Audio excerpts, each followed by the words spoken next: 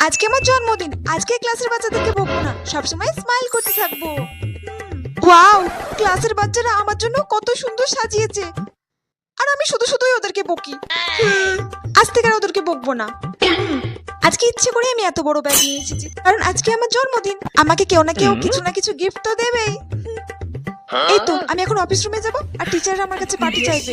আগে তো ফ্রেন্ডরা আমার কাছে বার্থডে পার্টি চাইতো, এখন টিচাররা আমার কাছে বার্থডে পার্টি চাই। সারা জীবন কি বার্থডে পার্টি দিতে থাকবো নাকি? Happy birthday. এরা আমার চকলেট কেক নিয়ে এসেছে।